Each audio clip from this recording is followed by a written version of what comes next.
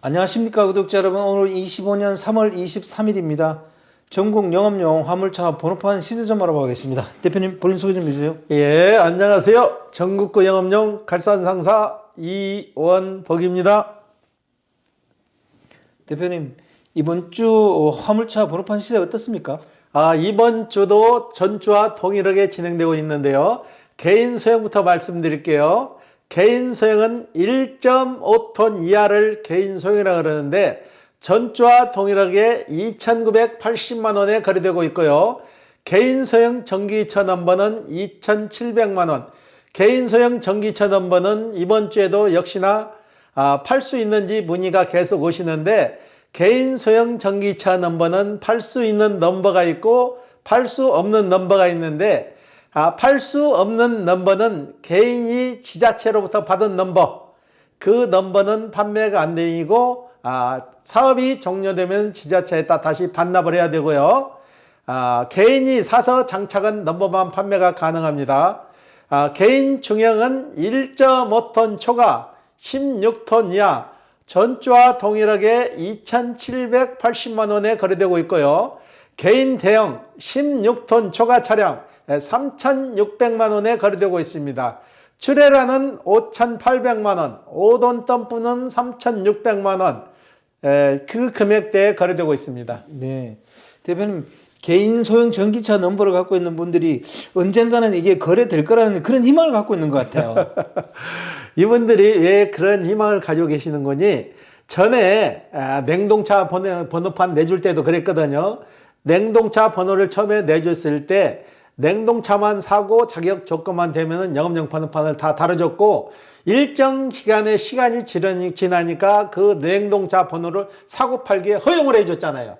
그러니까 그 기대 심리가 지금까지 이어져 내려오는 거죠. 그래서 전기차 넘버도 일정 시기가 지나면은 팔 수 있게끔 해주지 않겠냐 하는데 이거는 이 법하고는 전혀 무관해서 제가 아는 소견에 한해서는 개인 소형 전기차 넘버는 절대적으로 개인한테 돌려주지 않습니다. 네. 예. 대표님 그러면 다음 주에도 영업용 화물차 번호판 시세는 그대로겠죠? 역시나 개인 소형이나 중형이나 대형이나 지금 큰 틀에서 움직이지 않는 것은 마찬가지고 개인 소형만 좀 움직이는데 이 넘버 시세는 크게 변하지 않고 이 시세를 계속 물고 갈 것 같아요. 네. 예. 최근 매매건은 주로 개인 소형 분야에서 일어나나요? 개인 소형이 80% 정도, 네. 그 다음에 개인 중형이 20%인데 개인 중형 20%도 본인이 집 남바 써가지고 개인으로 돌아져 나오는 게 한 15% 정도, 5% 정도가 개인 중형 시작하시는 분들이 새 차로 사가지고 시작하시는 분들, 그건 5%도 안 돼요. 네. 예. 개인 중형이면 차값이 비쌀 텐데 그걸 새 차로 시작하는 분이 있네요. 며칠 전에도 1톤 전기차 남바를 지자체에서 받아가지고 나와서 운행을 했는데 1톤 전기차 남바로는 승산이 안 되더라 얘기예요. 돌아다니다 보니까 장거리도 갈 수 없고 쉴 수 있는 물건이 한정적으로 돼 있는데 이 친구는 또 냉동차를 했어요. 냉동차를 하다 보니까 냉동기까지 돌리니까 전기차로는 채산성이 안 맞아가지고 이번에 그 남바를 반납하고 16톤 냉동차로 갈아타는 거죠. 16톤 냉동차로 갈아타는데 가격이 냉동기까지 다 올려가지고 2억 5천 정도가 들어간다 그래요. 근데 이 친구 같은 경우는 1억 정도는 자기 돈이 들어가고 1억 5천 정도는 할부로 진행하는 거죠. 네. 그러니까 이 친구 같은 굉장히 큰 결심을 하고 젊으니까 시작하는 것 같아요. 예. 대표님 개인 소형 전기차 저거는 원래가 시내용으로 나온 거잖아요. 택배용으로 해가지고 시내에 돌아다니는 것 외에는 장거리도 갈 수 없고 채산성이 안 맞는 거죠. 멀리 가게 되면 충전을 몇 번씩 해야 되는데 겨울 같은 데가 진짜 더 큰 문제가 되는 거죠.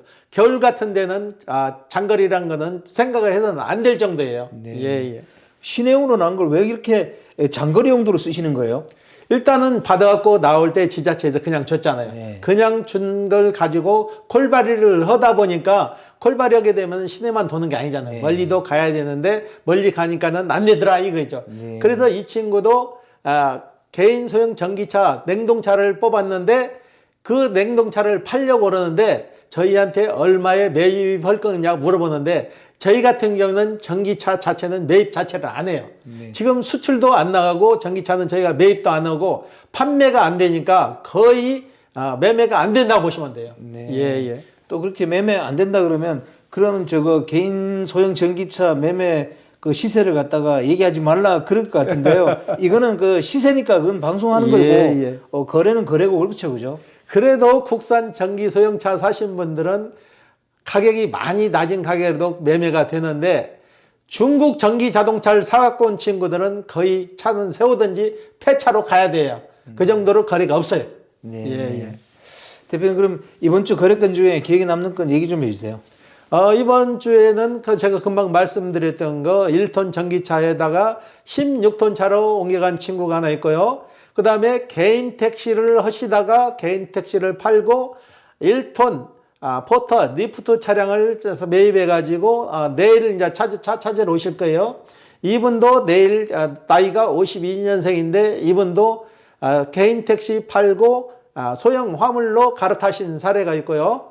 그 다음에 1톤 지입차로 지입회사에서 의료기 운반을 하던 젊은 친구가 있어요. 이 친구 같은 경우는 자기가 주 사수고 또 부사수가 있더라고. 오다를 받아가지고 혼자는 배송을 못하니까 직원을 하나 채용해서 직원 월급을 줘가면서 일을 하는데 이 친구 같은 경우는 젊은 친구가 굉장히 일을 열심히 하더라고. 예. 그래가지고 차가 노후가 돼가지고 법인 남발을 임대를 해서 썼는데 저희한테 문의가 오셨어요.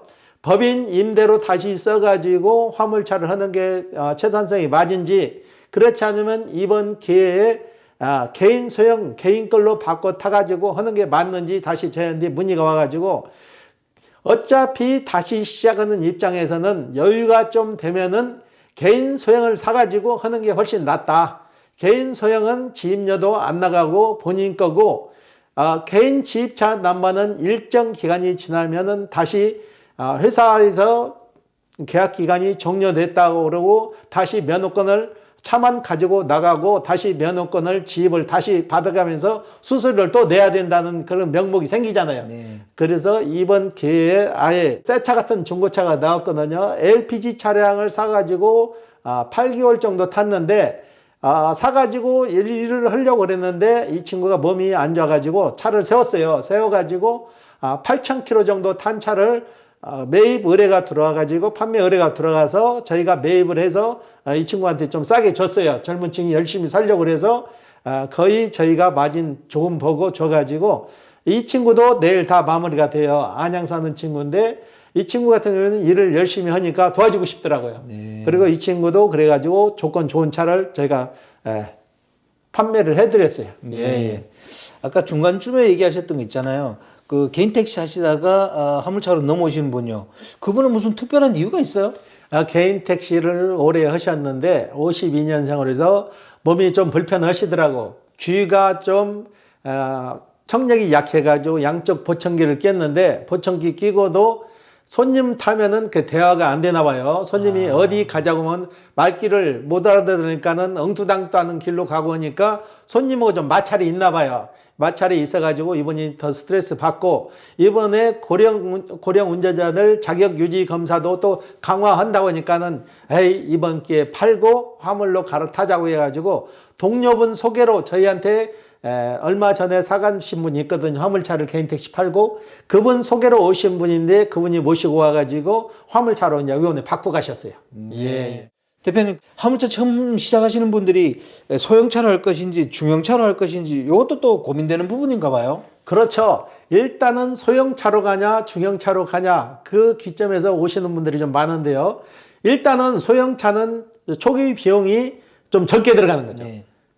그리고 중형차로 넘어가면 가격대가 억에 가까운 돈이 들어가요. 네. 큰 차로 가게 되면은 그리고 큰 차로 간다고 해가지고 돈벌이가 많이 되는 거 아니에요. 요즘 경기가 너무 없다 보니까 큰 차도 어느 선택 기점에서 내가 고정적인 일자리가 있다 그러면은 큰 차를 선택해서 가서 충분히 도전할 만한데 큰 차로 가기 전에 내 고정 거래처가 없고 단순 콜바리로 시작한다면은 큰 차로 가는 건 좀 말리고 싶어요. 네. 왜 그런 거니? 경기가 너무 없고 차량 가격이 너무 비싸니까 할부금 내다 보면은 버는 돈으로 그 충당을 못 한다고.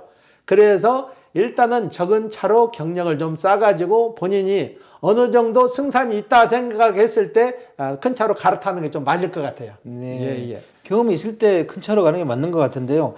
근데 화물차 이 업계에 계신 분들 중에 중형차를 풀 할부로 빼가지고 운행하시는 분이 있다네요. 이게 사실이에요? 전혀 경험도 없는 분이 주위의 말만 듣고 5돈 차를 풀로 뽑아가지고 했는데 결국은 6개월도 가서 못 가서 할부금도 못 내가지고 저희 사무실로 들어가지고 저희가 처리해 준 전례가 있거든요. 네. 이분 같은 경우는 풀옵션을 오토로 뽑아가지고 억이라는 돈이 다 들어가서 넘었는데 벌이가 안 되니까는 결국은 할부금도 못 내니까 할부사에서 그 차는 가져다 경매 처분을 한다고 하니까 번호판 팔아가지고 변제하고 그러고도 빚을 졌어요. 네. 그런 사례가 있으니까 선택을 잘 하셔야 돼요. 내가 어느 정도 일정 경력이 있어가지고 내 거래선도 확보되고 했을 때 큰 차로 가서 승산을 봐야 되는 거지 본인이 아무 경력도 없는데 무조건 젊음만 믿고 가서는 낭패 볼 확률이 크다는 얘기죠. 네. 예, 예. 대표님, 중형차를 가지고도 콜바리 하시는 분들이 있어요? 중형차로도 콜바리 많이 하죠. 지금 중형차로 콜바리 하시는 분도 많이 있고 주선사에 소속돼 갖고 직영으로 일하시는 분도 많은데 이분들은 1, 2년 한 분들이 아니고 그래도 어느 정도 경력이 있는 분들이니까 견뎌내는 거지 지금 시점에서는 전혀 콜바리로 시작을 하게 되면 좀 힘든 상황이에요. 네. 그러니까 선택을 잘 하셔야 되는 거죠. 네. 예, 예. 대표님, 그러면 화물 처음 시작하시는 분들은 개인 소형, 즉 소형차 쪽으로 많이 이렇게 진입하시는 것 같은데 맞나요? 개인 소형이 80% 정도고 개인 중형이 한 15%, 네. 그다음에 대형은 5%도 안 되죠. 네. 예, 예. 개인 소형, 개인 중형 이 어떻게 결정해야 되는지 그 선택 기준 좀 알려주세요. 선택 기준이라는 것은 크게 생각할 필요가 없어요.